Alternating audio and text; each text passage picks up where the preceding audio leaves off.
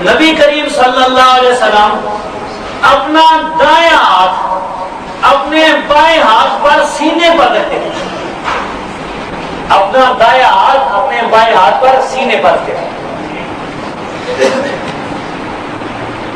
اس کا ثبوت ہو مسند امام احمد میں، امام احمد بن حنبل رحمۃ اللہ علیہ کی مسند، یہ بھی دیکھیں کتنا کمال ہے۔ یہ مسند احمد 6 جلدوں میں چھپی ہے قرآن نسخہ، اور آج ایک جلد میں آپ کے سامنے موجود۔ یہ کمپیوٹر کا کمال ہے، کمپوزر پوری کتاب ایک جلد میں۔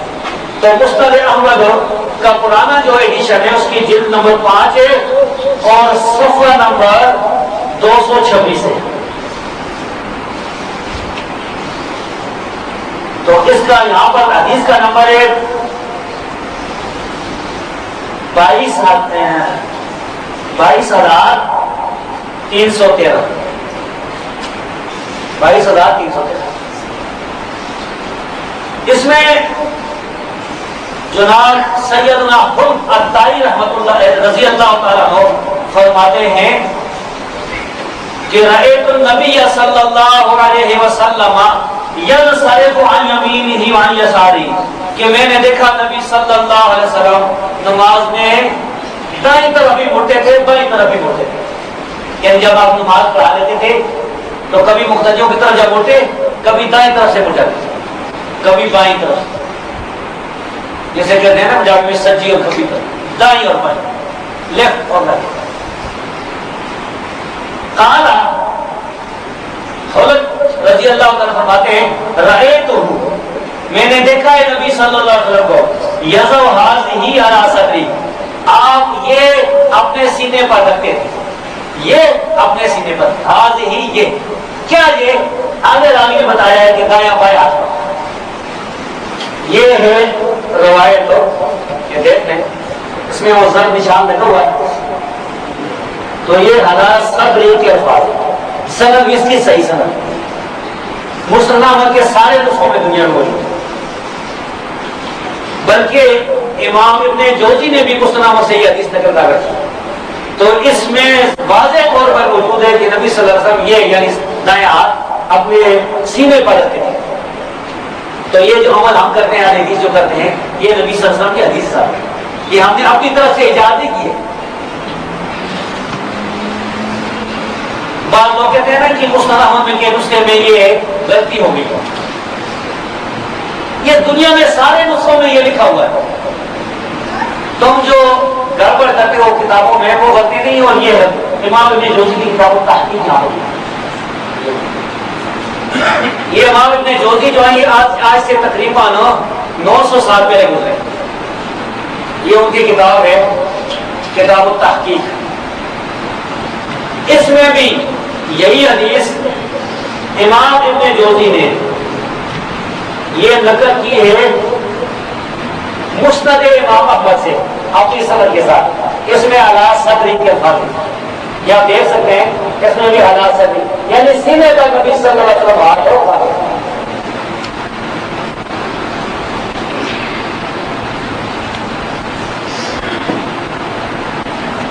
اچھا ایک اور مسئلہ بھی سن، ایسی کوئی حدیث مجھے نہیں ملی ہے ابھی تک جس سے یہ ثابت ہو کہ مرد جو ہیں وہ ناک کے نیچے ہاتھ باندھتے ہیں اور عورتیں سینے پر ہاتھ باندھیں۔ عورتوں کے لیے علیحدہ دین، علیحدہ مسئلہ ہاتھ باندھنے میں، اور مردوں کے لیے علیحدہ، یہ کوئی حدیث مجھے نہ صحیح ملی ہے نہ ضعیف ملی۔ اچھا یہ جو حدیث مسند احمد کی ہم نے جو آپ کے سامنے بیان کی ہے، ممکن ہے کوئی آدمی کہے، کوئی ڈاکٹر عثمانی کی پارٹی والا کہے کہ میں احمد بن حنبل کو نہیں مانتا، امام کوئی حنفی تو نہیں کہہ سکتا، لیکن کوئی ڈاکٹر عثمانی کی پارٹی والا منکر عذاب قبر کہہ سکتا ہے کہ میں احمد بن حنبل کو نہیں مانتا۔ تو اس کے لیے عرض ہے کہ احمد بن حنبل کو اگر نہیں مانتا تو بے ایمان ہے، مجھے اس کا حساب دینا پڑے گا، لیکن چلو تو امام بخاری کو تو مانتا ہے نا، کہ صحیح بخاری،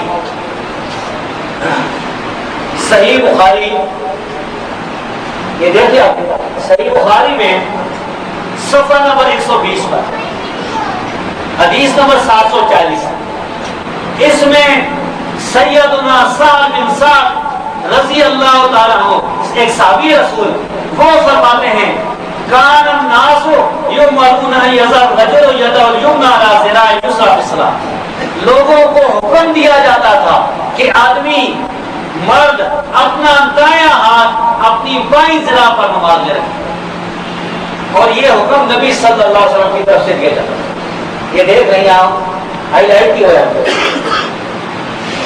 لوگوں کو نماز میں دایاں ہاتھ بائیں ذراع پر رکھنے کا حکم دیا جاتا ہے۔ سمجھے آپ نے حدیث؟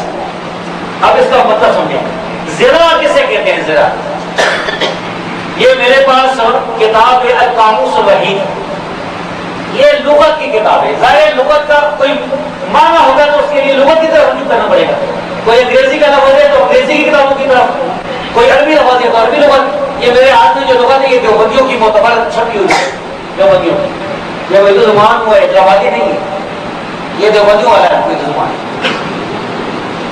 اچھا، ادارہ اسلامیات کی چھپی ہوئی، اس میں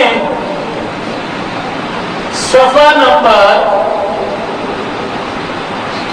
568 پر لکھا ہوا ہے، سن لیں، انسان کا ذراع کوہنی کے سرے سے درمیانی انگلی کے سرے تک ہوتا ہے، یہ کوہنی کے سرے سے لے کر درمیانی انگلی کے سرے تک ہوتا ہے، یہ ہے لکھا ہوا، یہ القاموس الوحید، یہاں میری انگلی ہے اس میں یہ لکھا ہوا ہے۔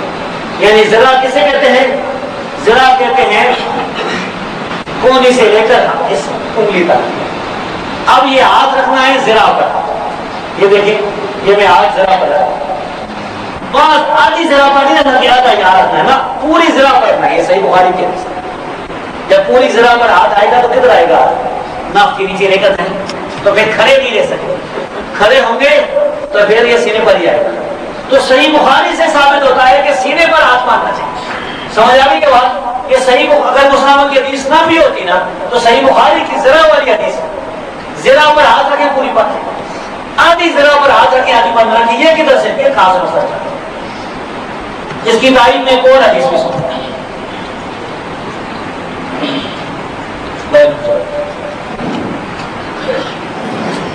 یہ ہے جی، یہ آج کا جو موضوع ہے یہ خالص علمی موضوع، تو غور سے سنیں سب۔ ایک ہوتے ہیں کسے کہانیاں کے لیے آپ کو کوئی باعث آتا سنا دے گا،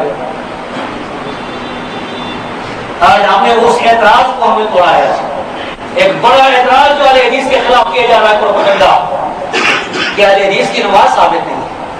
جن لوگوں کی اپنی نماز ثابت نہیں ہے وہ کہتے ہیں کہ نماز ثابت نہیں ہے۔ وہ چور جو ہے نا شور مچا رہا ہے کہ چور چور۔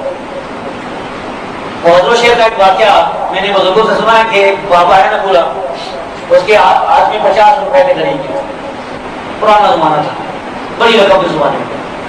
تو ایک چور آ گیا اور بازار میں اس نے طاقتور تھا، اسے چھین لیا اور بھاگنا شروع کر دیا۔ تو وہ بابا بیچارہ کہہ رہا ہے کہ چور چور پکڑو، اور وہ جو چور تھا وہ بھی بھاگ رہا کہہ رہا چور چور، تو لوگ آگے دیکھ رہے ہیں کہ اور آگے جا رہے ہیں۔ تو یہ ہے جی میرے ہاتھ میں سنن ابی داؤد، حدیث کی کتاب ابو داؤد ہے، اس میں یہ حدیث صحیح ہے، اور سیدنا وائل بن حجر رضی اللہ تعالی عنہ سے یہ روایت، اس کا نمبر ہے 727۔ وائل بن حجر رضی اللہ تعالی عنہ فرماتے ہیں ثم وضع يده اليمنى على ظهر كف اليسرى والرسغ والساعد، کہ میں نے نبی صلی اللہ علیہ وسلم کو دیکھا نماز پڑھتے ہوئے، آپ نے اپنا دایاں ہاتھ رکھا اپنی بائیں ہتھیلی کی پشت پر اور رسغ پر اور ساعد پر، تین چیزوں پر ہاتھ رکھا۔ یہ دیکھ، یہ رسغ اور ساعد میں بھی آپ کو بتاتا ہوں کیا ہے، یہ نشان یاد رکھنا۔ صحابی نے دیکھا کہ نبی صلی اللہ علیہ وسلم نے رسغ اور ساعد تین چیزوں پر ہاتھ رکھا۔ یہ صحیح ابن خزیمہ میں بھی یہ روایت ہوتا ہے، یہ روایت اور صحیح روایت ہے، صحیح ابن خزیمہ میں بھی یہ موجود ہے۔ بائیں ہتھیلی جو ہے پشت، یہ تو یہ ہے عربی میں، اس کو کہتے ہیں علی ظہر کف اليسرى، والرسغ، رسغ سے کہتے ہیں، یہ جہاں میں نے انگلیاں رکھی ہوئی، عربی زبان میں. اس کو پتہ نہیں اردو میں کیا کہتے ہیں، بینی یا کیا. ہاں جی کلائی. اور یہاں سے لے کر یہاں تک یہ سائی ہے. کس کو کہتے ہیں سائی؟ مجھے لگا سائی. اچھا رسل کا انہوں نے معنی لکھا ہے کہ کلائی گٹا وغیرہ. اب یہ سائز بھی آپ کے سامنے کرتا ہوں. لغت کی کتاب کوئی بات بھی میں اپنی طرف سے نہیں کروں گا، جو بات بھی کروں گا با حوالہ کروں گا.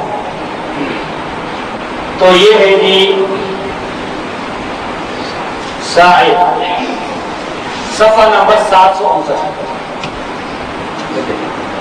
سائز کا معنی کیا لکھا ہے انہوں نے بزرگوں نے؟ کوہنی سے ہتھیلی تک کا احساس.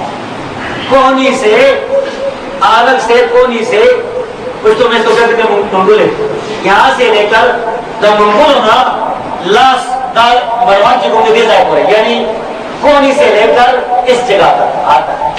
اگر کسی کو کچھ نہیں آتی نا اردو پٹھان کو بیٹا ہے تو بھی سمجھے.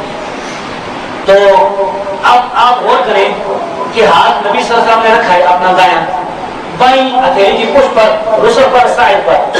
تو کدھر خود بہت سینہ بناتا ہے کہ نہیں؟ کوئی آدمی بھی، کوئی لمبا ہے چھوٹا ہے، اس طرح اپنا ہاتھ رکھ کر دیکھ لے کہ اس کا ہاتھ سینے پر آتا ہے یا کتاب کے نیچے جاتا ہے. تو سینے پر جو ہاتھ باندھنا ہے میں نے 3 دلیلوں سے ثابت کر دیا. ایک جو حدیث ہے وہ مسند امام احمد سے جو صاف صاف سینے کے الفاظ ہیں علی صدری، اور 2 حدیثیں ایک صحیح بخاری سے اور ایک سنن ابی داؤد اور صحیح ابن خزیمہ سے آپ کے سامنے میں نے رکھ دی، جس سے یہ ثابت کر دیا کہ نمازی کو نماز میں ہاتھ سینے پر رکھنے چاہیے. اب جو ہمارے بھائی وہ رکھتے ہیں وہ اس کا وہ خود جاتے ہیں